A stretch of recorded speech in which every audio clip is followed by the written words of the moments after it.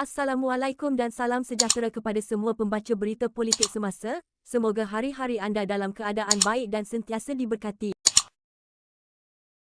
Spekulasi bertiup kencang bahawa beberapa penyandang kerusi Parlimen UMNO yang tidak sehaluan dengan Presiden Parti Ahmad Zahid Hamidi akan dilucutkan daripada menjadi calon pada pilihan raya umum akan datang.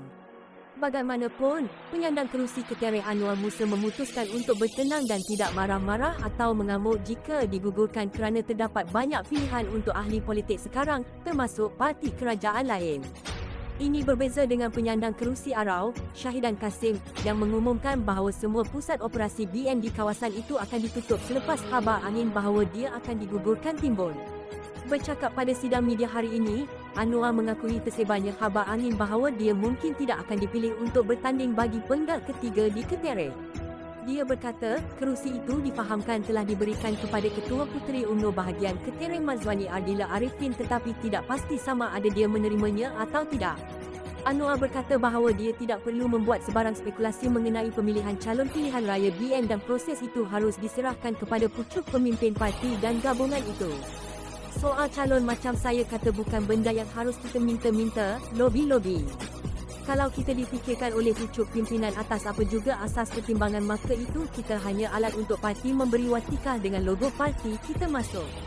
Kalau parti tidak pilih itu bukanlah pengakhiran segalanya.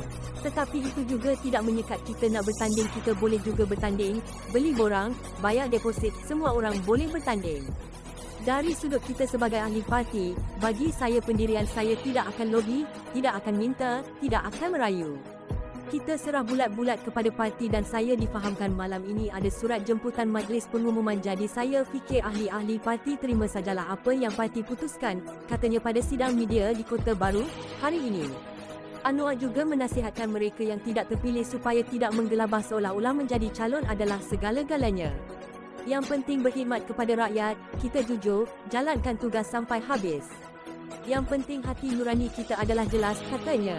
Di asak lebih lanjut, Anwar berkata sekiranya dia tidak dipilih, dia tidak boleh mengamuk dan marah dan akan berfikir dengan jiwa yang tenang tanpa terburu-buru.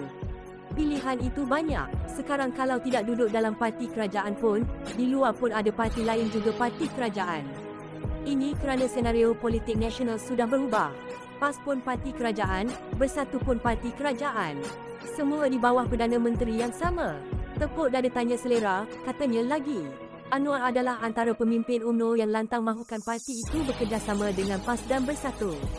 UMNO bagaimanapun memutuskan bahawa ia tidak akan bekerjasama dengan Bersatu.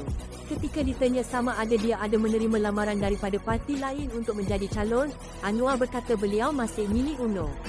Mana boleh parti lain buat tawaran, saya masih ahli Parlimen BN. Jangan masih lagi isteri orang dah ada yang melamar, katanya.